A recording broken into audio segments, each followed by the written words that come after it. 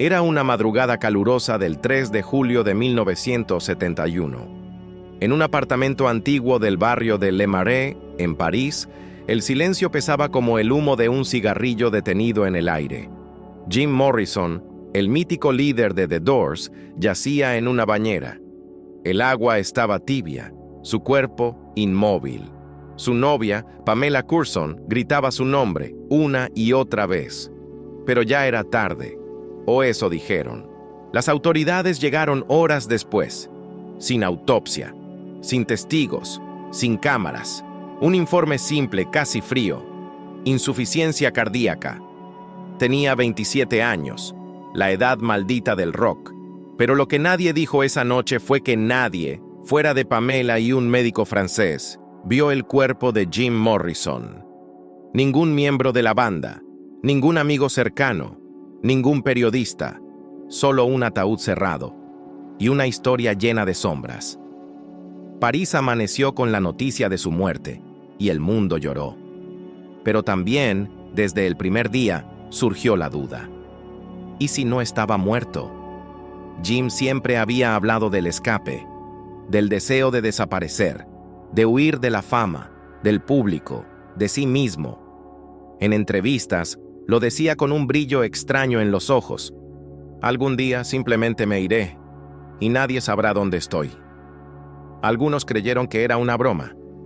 Otros pensaron que era una profecía. Pero los hechos que siguieron no encajaron con una muerte normal. Los informes policiales fueron contradictorios. El conserje del edificio dijo no haber visto ambulancias ni paramédicos. El certificado de defunción se firmó sin presencia de las autoridades. Y el ataúd, que debía pesar casi 80 kilos, fue descrito por los testigos como sorprendentemente liviano. 3 días después, Jim Morrison fue enterrado en el cementerio de Père Lachaise, junto a poetas y filósofos que él tanto admiraba. La ceremonia fue breve, casi secreta, sin música, sin público, solo unas pocas flores y un ataúd cerrado. El mundo siguió adelante. The Doors se desmoronó. Pamela regresó a Estados Unidos, y París volvió a su rutina de cafés y sombras. Pero en los meses siguientes comenzaron los rumores. Gente que juraba haberlo visto caminando por la orilla del Sena. Turistas que aseguraban escuchar su voz en bares bohemios. Un taxista que afirmó haber llevado a un hombre idéntico a Morrison rumbo al aeropuerto Charles de Gaulle, la noche después de su supuesto entierro. Las autoridades desestimaron los testimonios. Alucinaciones colectivas, dijeron. Pero las coincidencias eran demasiadas. Años más tarde, un antiguo amigo de Morrison, el fotógrafo Alain Ronay, confesó algo inquietante. Esa noche no vi su cuerpo, solo un rostro cubierto. No sé si era él. ¿Casualidad? ¿Mentira? ¿O la primera grieta en una verdad construida a prisa? El misterio crecía, y el nombre de Jim Morrison comenzaba a resonar no como el de un muerto, sino como el de un fugitivo. Algunos creían que había huido a África, siguiendo los pasos de Rimbaud, su poeta favorito. Otros aseguraban que vivía en un pequeño pueblo del sur de Estados Unidos, bajo otro nombre. Y otros, los más místicos, decían que nunca murió, que trascendió la carne para convertirse en parte de su propia poesía. Sea cual fuera la verdad, una cosa era cierta. El hombre que cantó sobre abrir las puertas de la percepción parecía haber encontrado la forma de atravesarlas, para no volver jamás. Y mientras los fanáticos dejaban flores sobre su tumba, alguien, en algún lugar del mundo, escribía en una pared con pintura roja: Jim vive. El misterio apenas comenzaba, porque entre los archivos ocultos de la policía de París, en una carpeta olvidada y sin número de caso, existía un documento que nunca debió ser revelado. Una declaración firmada por un paramédico que aseguraba haber visto a Jim Morrison respirar. Una línea perdida en la historia. Una verdad silenciada. Y el inicio de una conspiración que, hasta hoy, sigue vibrando con la misma intensidad que un solo de guitarra en la oscuridad. ¿Murió Jim Morrison en París? ¿O solo cambió de piel? Durante décadas la historia oficial fue simple. Jim Morrison, cantante de The Doors, murió en su bañera en París por un paro cardíaco. Caso cerrado. Fin del mito. Pero lo que pocos sabían era que los archivos policiales de esa noche, los verdaderos, nunca aparecieron. El informe original del cuerpo, las fotos del apartamento, los registros del médico, todo desapareció. Cuando un periodista estadounidense, Sam Bennett, viajó a París en 1989 para escribir un libro sobre Morrison, se encontró con una barrera invisible. Pidió los documentos oficiales. Le dijeron que no existían. Insistió. Y un funcionario le respondió con una frase que lo persiguió toda su vida. Algunos fantasmas merecen seguir siendo fantasmas. Bennett comenzó a investigar por su cuenta. Visitó el apartamento de la Rue Beautreuil, donde Morrison supuestamente murió. El edificio había sido remodelado, pero la casera de entonces aún vivía en el barrio. Una anciana de voz temblorosa, pero memoria precisa. «Esa noche no vi ningún médico», le dijo. «Solo vi a un hombre alto, con abrigo oscuro, cargando algo envuelto en una manta. ¿Un cuerpo? ¿Una persona viva?» Nadie lo sabía. Lo más extraño fue que, según la anciana, ese hombre volvió una hora después, sin la manta y con una sonrisa. Bennett siguió la pista del médico que firmó el certificado de defunción, el doctor Max Basile, pero el nombre no aparecía en ningún registro del Colegio Médico francés. Era como si nunca hubiera existido. Lo único que halló fue una dirección vieja en Montmartre, una oficina vacía. En la puerta colgaba una placa oxidada: Dr. M. Basile, Medicina Interne. Dentro, polvo y silencio. Y una carpeta. En ella había solo una hoja amarillenta. En francés se leía: paciente masculino, 27 años, sin identificación médica. Diagnóstico: insuficiencia cardíaca aparente. Pulso débil al arribo. Posterior traslado discreto. Pulso débil al arribo. No muerto. No confirmado. Solo aparente. Bennett sintió un escalofrío. Había encontrado algo que no debía existir. Regresó a su hotel y guardó la hoja en una carpeta con candado. Al día siguiente, cuando despertó, la carpeta había desaparecido. El personal del hotel juró no haber visto nada. Esa misma tarde, Bennett fue encontrado inconsciente en una calle lateral, sin documentos ni pasaporte. Sobre su pecho, una nota escrita a mano: «Deja que los muertos descansen». Se recuperó días después, pero no volvió a hablar del tema. Años más tarde, confesó en una entrevista: «Vi pruebas de que Morrison no murió en París, pero cuando descubrí quién lo ayudó, entendí que no debía seguir». ¿Quién lo ayudó?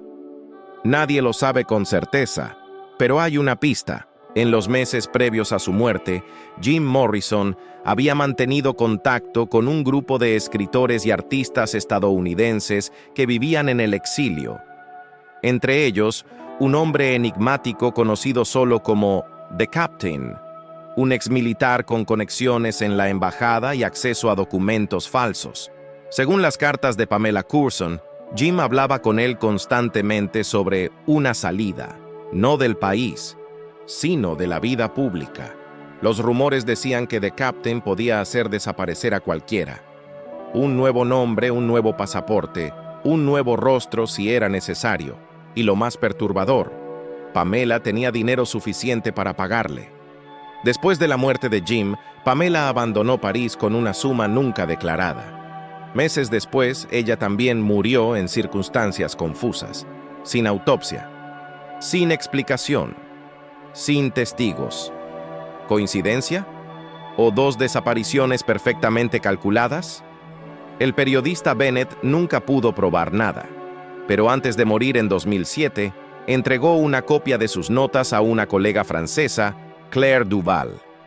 Ella retomó la investigación y halló algo aún más inquietante. En los archivos nacionales de Francia, dentro de una carpeta sin etiqueta, encontró un recibo de traslado de cuerpo fechado el 4 de julio de 1971. Pero el destino no era el cementerio de Père-Lachaise, era el aeropuerto de Orly. El nombre del fallecido estaba tachado. Solo quedaban 3 letras visibles. Riz. Duval trató de seguir la pista, pero fue silenciada por una orden judicial. Su artículo jamás se publicó, y el documento desapareció. Sin embargo, una copia parcial se filtró años después, y en la parte inferior del papel, una firma casi ilegible, pero inconfundible para quienes conocían la historia.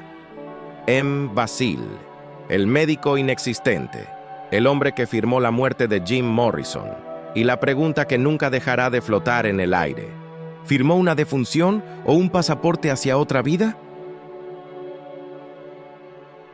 Los años pasaron. El mundo siguió creyendo que Jim Morrison había muerto en París, pero los rumores no se apagaron, solo cambiaron de voz. Y cada testimonio nuevo añadía una capa más de misterio. El primero llegó desde Tánger, Marruecos. Era 1974.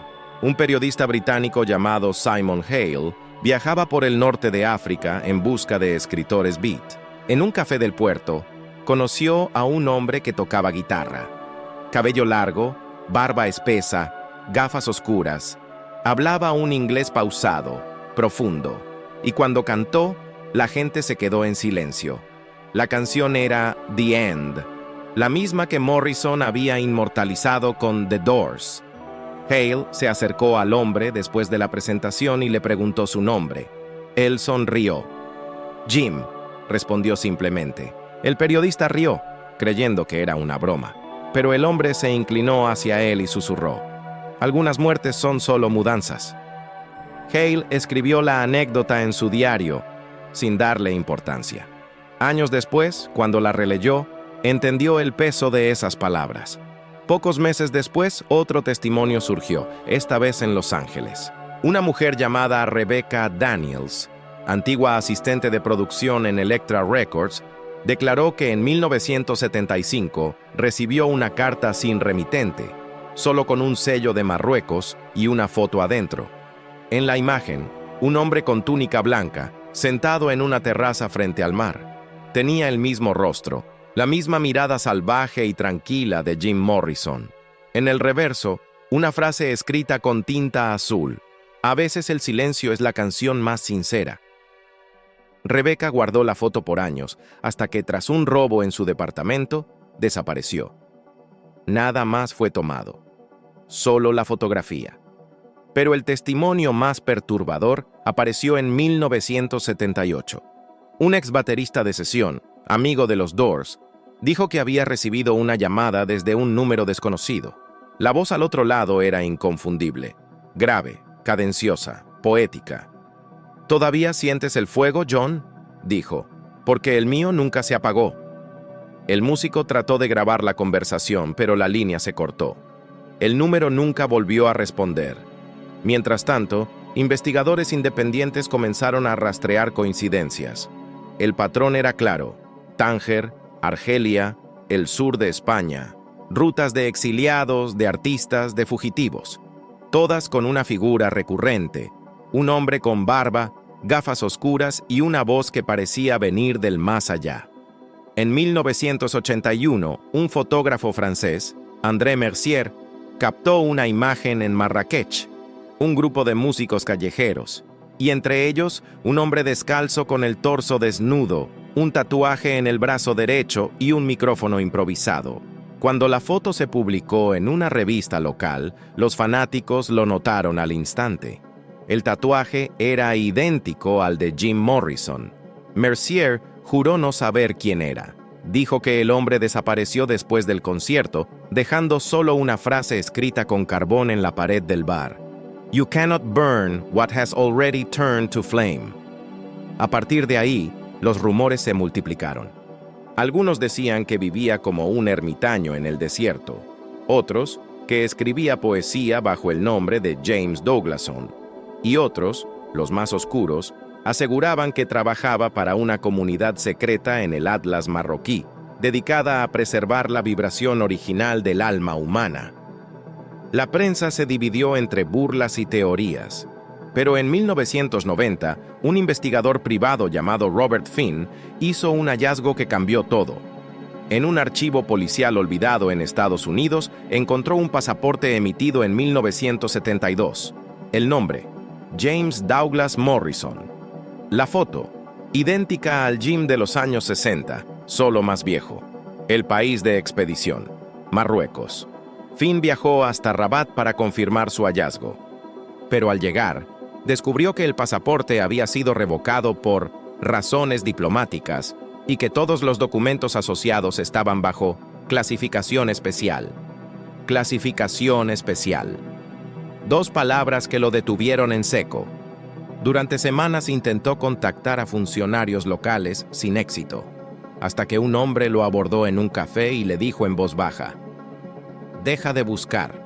Él aún está entre nosotros, pero no como tú crees». Finn grabó aquella conversación en una vieja cinta. En los últimos segundos se oye el murmullo de fondo de una canción. Una voz familiar, ronca, recitando: «I am the Lizard King. I can do anything». La cinta se detiene ahí, sin cierre, sin confirmación.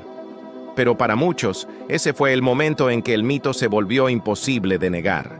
Jim Morrison había abierto las puertas de la percepción y parecía haber cruzado hacia un lugar donde la muerte no lo alcanzaba. Porque tal vez, solo tal vez, el hombre que todos creyeron muerto en una bañera de París seguía cantando, escondido entre los ecos del desierto, esperando el día en que el mundo estuviera listo para escucharlo de nuevo. Y si eso era cierto, la pregunta más perturbadora aún estaba por llegar. ¿Quién o qué fue enterrado realmente en la tumba de Jim Morrison? París, 1994. Una mañana fría y gris. Un grupo reducido de funcionarios del cementerio Père Lachaise recibe una orden confidencial: verificar el estado del terreno en la tumba de Jim Morrison. Nadie lo sabía, pero detrás de esa instrucción había algo más grande. Una solicitud directa del gobierno estadounidense, respaldada por una carta diplomática con sello oficial. ¿Por qué querrían, más de 20 años después, examinar una tumba sellada? La explicación pública fue simple: mantenimiento del panteón. Pero en el archivo interno figuraba otra razón. Una sola palabra: confirmación. El 12 de julio, antes del amanecer, un grupo de técnicos ingresó discretamente al cementerio. La zona fue cerrada al público durante 3 horas. Los testigos cuentan que los hombres trabajaron con guantes, mascarillas y una reserva extraña de silencio. Nadie hablaba. Solo se oían los golpes metálicos de las herramientas.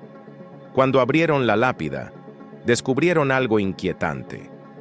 El ataúd no estaba en el centro de la fosa, sino desplazado, como si hubiese sido movido o reemplazado.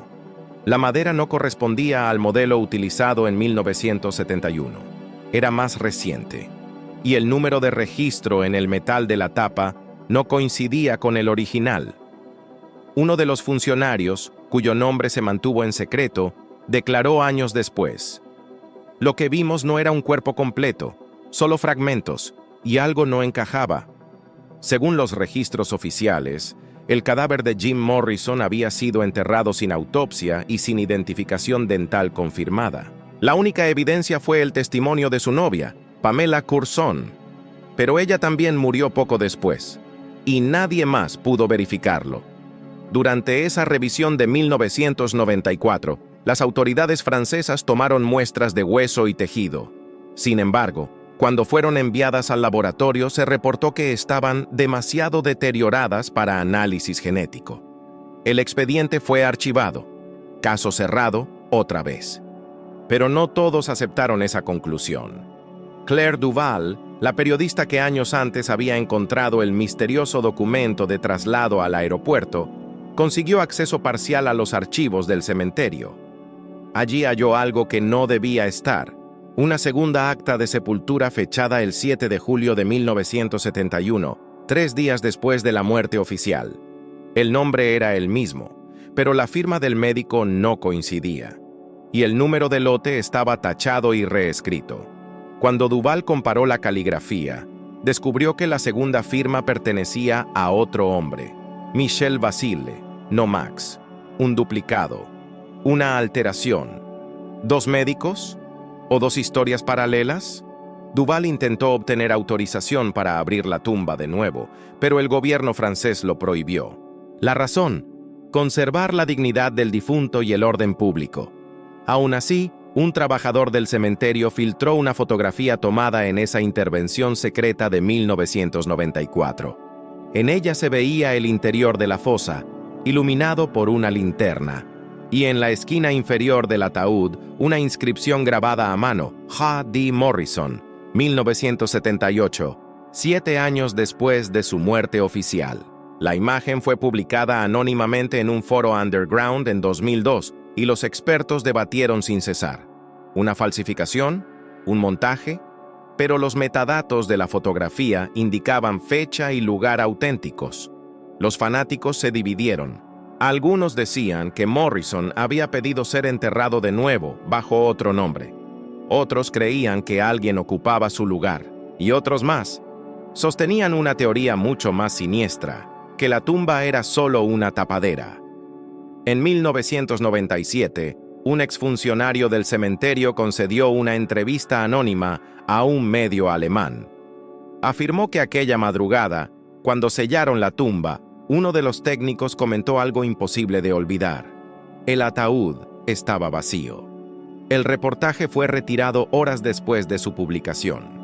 El periodista desapareció semanas más tarde, según rumores, tras un viaje espiritual a Marruecos. Desde entonces, nadie ha vuelto a tocar la tumba de Jim Morrison. Está rodeada por una reja, custodiada discretamente por cámaras, y cada año recibe miles de flores, cartas, lágrimas y canciones. Pero lo que reposa debajo sigue siendo un misterio, un mito sellado en piedra. Una pregunta que retumba como un eco entre los árboles del Père Lachaise. ¿Quién yace realmente bajo esa lápida? ¿El cuerpo de un ídolo? ¿O la evidencia de su huida perfecta? Porque si la tumba está vacía, entonces alguien en algún lugar sigue viviendo con el nombre que el mundo no se atrevió a enterrar. Washington, D.C., 1999. En una bóveda sin ventanas, en el edificio del Departamento de Estado, un archivista joven encuentra una carpeta sin clasificar. En la portada, una palabra escrita a máquina: Morrison, y abajo, en tinta roja: Confidencial, prioridad A.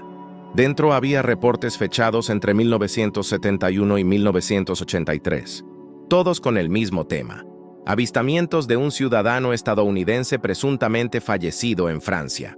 El primer documento, fechado apenas un mes después de la supuesta muerte, provenía de la embajada en Rabat. El informe describía a un hombre de aproximadamente 30 años, barba densa, cabello hasta los hombros y ojos azules. Se alojaba en un hotel modesto, pagaba en efectivo y firmaba con el nombre James Douglas. Cuando un funcionario intentó confirmar su identidad, el hombre desapareció. El segundo informe provenía de un agente de la CIA destinado en Argelia. Decía que el sujeto había sido visto reuniéndose con un grupo de intelectuales estadounidenses exiliados, entre ellos un tal Capitán B, exmilitar con conexiones diplomáticas. El informe finalizaba con una línea críptica: el individuo en cuestión demuestra habilidades para desaparecer a voluntad. Se recomienda vigilancia pasiva. Durante la década del 70, los reportes continuaron: Sudán, Egipto, Marruecos, incluso Brasil. En cada país, alguien afirmaba haber escuchado su voz, haber visto sus ojos, haber sentido la presencia inconfundible de Jim Morrison. Pero había algo más. En 1976, la Interpol emitió una alerta interna sobre una serie de pasaportes falsificados con el nombre James Douglas Morrison. Se habían usado para abrir cuentas bancarias, comprar propiedades y alquilar residencias en América del Sur. El rastro más claro terminaba en una pequeña ciudad del norte de Bolivia. Un agente de inteligencia francés, Jacques Legrand, viajó hasta allí en secreto. Su informe, hallado años después, describía un encuentro inquietante. Vi a un hombre que coincidía con las fotos del archivo. Vivía en una casa apartada, cerca de la selva. Tocaba guitarra en las noches y escribía poesía al amanecer. Dijo llamarse Mr. Mojo. El apodo no era casualidad. Era el alter ego que Jim Morrison había usado en sus poemas. Legrand intentó acercarse más, pero fue interceptado por hombres armados. Le advirtieron que aquel terreno era propiedad privada bajo protección especial. Días después, el agente fue trasladado a Francia por motivos de salud. Murió de un infarto en el vuelo de regreso. En los márgenes de su último informe, escribió una frase con letra temblorosa. Él está vivo, pero ya no es él. A finales de los 80, la CIA cerró el expediente, pero antes de hacerlo, añadió una nota final firmada por un analista senior. Caso sin resolución. Prioridad cultural. Alta. Riesgo de desestabilización mediática si se confirma. En 2003, un periodista de investigación llamado Richard Holt obtuvo copias filtradas de algunos de esos documentos. Intentó publicarlos, pero el medio los censuró. Semanas después, Holt desapareció durante un viaje a Sudamérica. Su laptop fue hallada en un hostal de Lima. Dentro, una grabación sin fecha ni contexto. La voz del periodista decía: «He visto las pruebas. Morrison fingió su muerte. No por miedo, sino por una misión». Luego, un ruido metálico, pasos apresurados y silencio. La laptop fue enviada al FBI. El archivo de audio desapareció del registro digital. Pero antes, un técnico logró recuperar una línea adicional que no llegó a ser transmitida. Busquen en el proyecto Dionysus.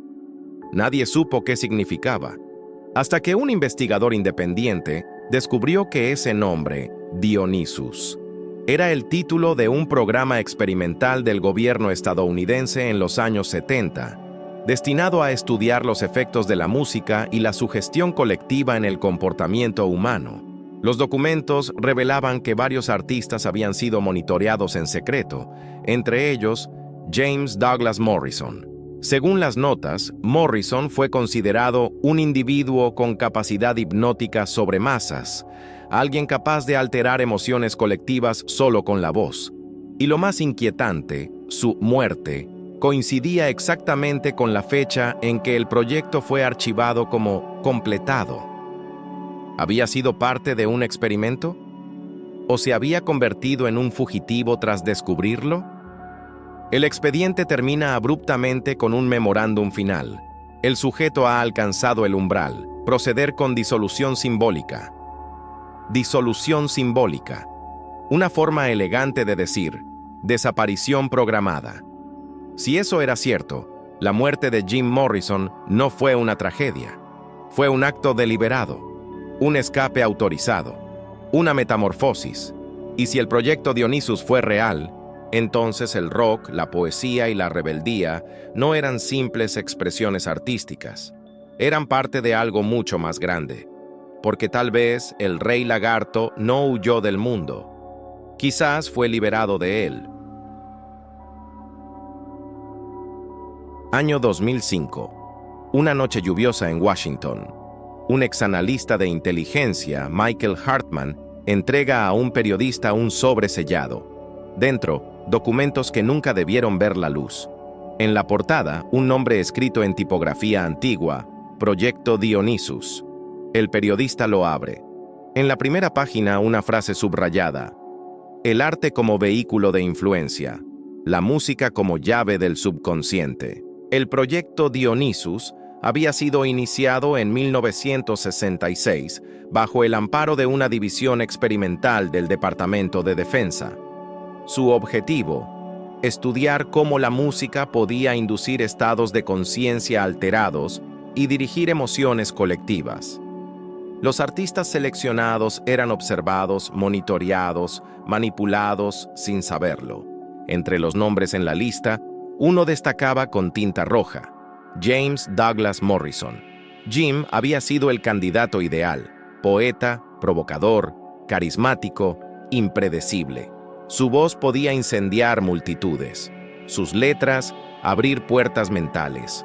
Los informes decían que durante los conciertos de The Doors se registraban fenómenos de sincronía emocional en masa. Miles de personas reaccionando como una sola mente. El gobierno lo llamó efecto Dionysus y querían saber hasta dónde llegaba. Según los documentos, en 1969, Morrison fue contactado por un agente cultural encubierto que se presentó como productor musical. Le ofreció apoyo financiero para grabar poesía experimental y explorar nuevas formas de expresión sensorial. Pero en realidad, estaba recopilando datos: ritmo cardíaco, respuesta cerebral, reacciones químicas. Jim, sin saberlo, se había convertido en un sujeto de estudio.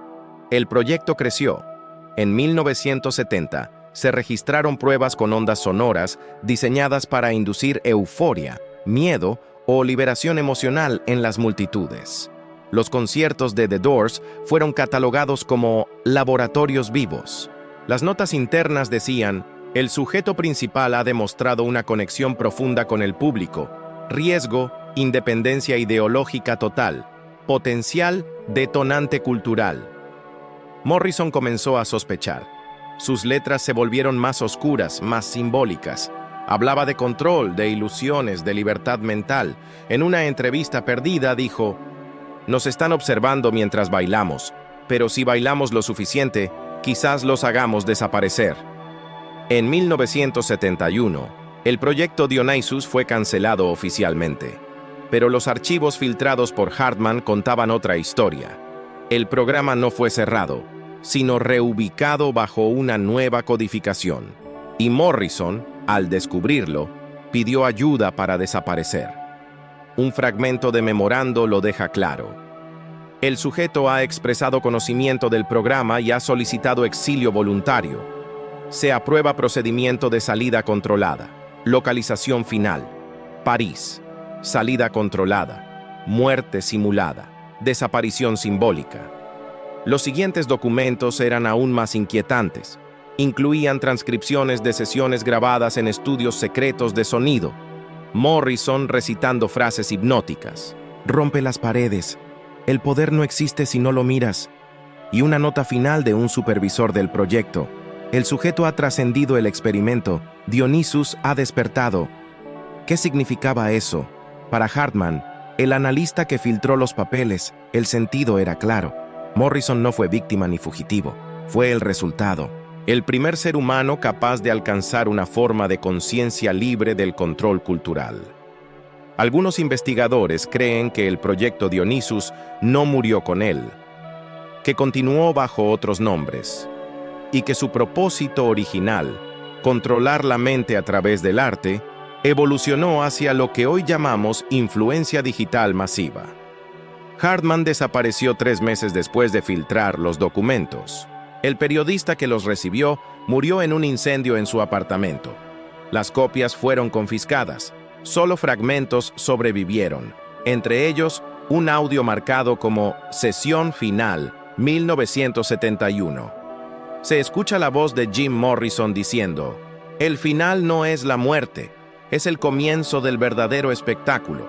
Y luego un ruido leve, una respiración, como si alguien aún estuviera grabando desde la oscuridad. La cinta termina ahí. ¿Era Morrison un rebelde perseguido? ¿O un mensajero de algo que ni siquiera él comprendía del todo? Si el proyecto Dionysus fue real, entonces la pregunta no es si Jim Morrison murió, sino si, de alguna forma, logró escapar del mundo al que jamás quiso pertenecer.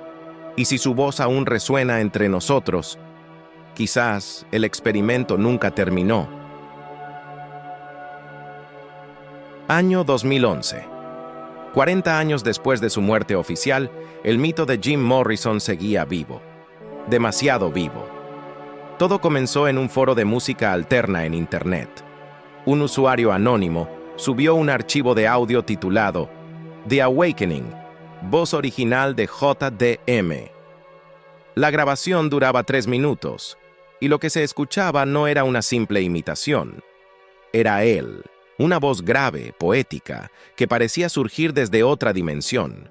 Decía: «He estado en los márgenes del sonido. Vi cómo la humanidad cambió de piel, y aún no ha despertado». Los expertos en análisis vocal aseguraron que coincidía en un 97% con la voz de Jim Morrison. Pero lo imposible no era eso. Lo imposible era la fecha. La grabación tenía metadatos de 1999, 28 años después de su muerte. Los fanáticos se dividieron. Algunos lo tomaron como una broma elaborada, otros como una prueba de que Jim seguía enviando mensajes desde su retiro oculto. Pero cuando un segundo archivo apareció semanas después, la duda se transformó en obsesión. Ese nuevo audio, más nítido, fue encontrado en un servidor en Marruecos. En él, la voz recitaba: «El fuego no me consumió, solo me cambió de forma». Las coincidencias eran demasiadas. Los fonemas, el tono, el ritmo, todo era idéntico. Incluso respiraba igual que Morrison. El archivo había sido grabado en una cueva, según el análisis acústico. Y en el fondo se escuchaban olas. ¿Una alusión al mar de Tánger? ¿Un mensaje cifrado? Poco después, un ingeniero de sonido llamado Marcus Riddle, exmiembro de una productora de Los Ángeles, afirmó haber trabajado en un proyecto secreto a comienzos de los 2000. Decía que un hombre misterioso, usando el nombre James Douglas, había grabado poesía y recitados para una película nunca estrenada. El contrato fue firmado en efectivo, y el estudio desapareció semanas después. Cuando Riddle intentó localizar al cliente, recibió una llamada con acento extranjero. Una voz le dijo: «Olvida su sonido, él nunca se fue». Desde entonces, Riddle no volvió a hablar del tema. En 2014, un coleccionista de vinilos en Berlín compró un lote de grabaciones antiguas, entre ellas un casete sin etiqueta. Lo reprodujo por curiosidad, y lo que escuchó lo dejó paralizado. Una versión inédita de Riders on the Storm, con letras distintas. El cantante improvisaba versos sobre «nacer otra vez bajo otro sol». La grabación estaba fechada en 1978. Los peritos que la analizaron dijeron que no podía ser un montaje. La tecnología usada en esa mezcla no existía en los 70. Era una grabación posterior. Pero la voz era la de Morrison. Las teorías volvieron a encenderse. Algunos creían que había fingido su muerte para escapar del control del proyecto Dionysus. Otros, que su conciencia había sido preservada en experimentos de sonido. Y los más místicos aseguraban que Morrison había logrado trascender el cuerpo físico, convirtiéndose en pura frecuencia. En 2017, un investigador francés viajó a Marruecos tras rastrear coordenadas ocultas en uno de los audios. Encontró una cueva en la costa de Essaouira. Dentro, restos de equipos antiguos, cintas magnéticas y un cuaderno cubierto de polvo. En la portada se leía «Songs for the Second Dawn». Las páginas estaban llenas de poemas inéditos firmados con una letra inconfundible. Entre ellos, uno que estremeció a quienes lo leyeron. «Si crees que morí, escucha el viento. Cada palabra que dejé respira aún en tu mente». El cuaderno fue enviado a un laboratorio de autenticación. El análisis confirmó que la tinta y el papel eran de los años 70, pero lo más perturbador fue el resultado grafológico. Coincidía con la escritura original de Jim Morrison. El investigador que halló el cuaderno desapareció semanas después. Solo dejó un mensaje de voz a su asistente. «Hay más grabaciones. Él seguía escribiendo y alguien las está ocultando». Desde entonces, fragmentos de audios continúan apareciendo en la red, siempre en fechas simbólicas, siempre desde ubicaciones diferentes. Cada archivo contiene una voz que parece hablarle al presente. Las puertas nunca se cerraron, solo cambió la melodía. Los ingenieros de sonido lo confirman. No hay manipulación detectable. Y si esos audios son reales, entonces el mito dejó de ser leyenda. Porque si esa voz pertenece realmente a Jim Morrison, entonces el Rey Lagarto no está muerto, solo aprendió a cantar desde otro lugar. Y si puede hacerlo, ¿qué más logró transmitir antes de desaparecer para siempre? Año 2023. 52 años después de su presunta muerte, la historia de Jim Morrison estaba a punto de alcanzar su clímax más inesperado.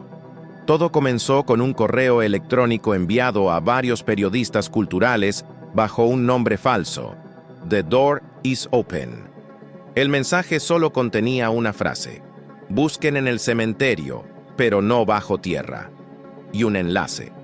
El enlace conducía a un archivo encriptado, protegido con una contraseña: An American Prayer. Cuando un hacker logró abrirlo, encontró dentro un documento de texto, acompañado por un audio en formato analógico digitalizado. El texto llevaba el título: The Last Poem, 2023. La voz en la grabación era idéntica a la de Jim Morrison, grave, intensa, como un susurro que atravesaba el tiempo. Decía: morir fue mi mejor actuación. El escenario cambió, pero el público siguió mirando. No huyas del fuego, conviértelo en tu reflejo. Las palabras son semillas que no entienden de tumbas. El archivo fue analizado por expertos en acústica y tecnología vocal. Confirmaron que la voz coincidía en un 99,8% con la de Morrison. Pero lo inexplicable era la frecuencia subarmónica presente en el audio. Una vibración inaudible que, al ser amplificada, mostraba un patrón rítmico similar al de las ondas cerebrales humanas, como si la grabación tuviera un pulso. Los investigadores descubrieron que el patrón formaba una secuencia numérica: 19 de 57 N, 72 de 51 W, coordenadas. Apuntaban a un punto en el Caribe, un lugar sin nombre en los mapas oficiales, pero visible desde satélite, una pequeña isla cubierta de vegetación. Un equipo de documentalistas viajó hasta allí. Lo que encontraron parecía un santuario abandonado: instrumentos antiguos, máquinas de grabación y murales pintados con frases de Morrison: la muerte no existe. El sonido es el alma moviéndose. Volveré cuando la humanidad vuelva a escuchar. En el centro del lugar había una piedra tallada con símbolos y una placa oxidada con una fecha: 03/07/2021, exactamente 50 años después de su muerte. Y debajo, un poema grabado en metal: el relámpago no muere, solo se apaga en los ojos del miedo. Si buscas mi tumba, mira al cielo cuando truene. El equipo filmó todo, pero al regresar, el material sufrió una falla inexplicable. El audio se distorsionó, las imágenes se oscurecieron y una voz se filtró entre el ruido blanco: no graben el fin, aún hay más. Las copias digitales también se corrompieron, salvo una. En ella, justo antes de la interferencia final, puede escucharse un suspiro y una última frase, clara, inconfundible, pronunciada por aquella voz que una vez incendió los escenarios: las puertas están abiertas y pronto volveré a cruzarlas. Desde entonces, cada 3 de julio, miles de fanáticos se reúnen frente a su tumba en París. Algunos juran haber escuchado versos susurrados por el viento. Otros aseguran que una figura con chaqueta de cuero y cabello largo se detiene a lo lejos, mirando en silencio, antes de desaparecer entre las sombras. Los científicos lo llaman sugestión colectiva. Los poetas lo llaman inmortalidad. Pero hay algo que nadie puede negar. El mito de Jim Morrison no terminó en 1971. Solo cambió de escenario. Y mientras su voz siga resonando en nuevas grabaciones, en nuevas frecuencias, la pregunta seguirá viva: ¿murió realmente en París? ¿O simplemente decidió abrir una nueva puerta hacia la eternidad?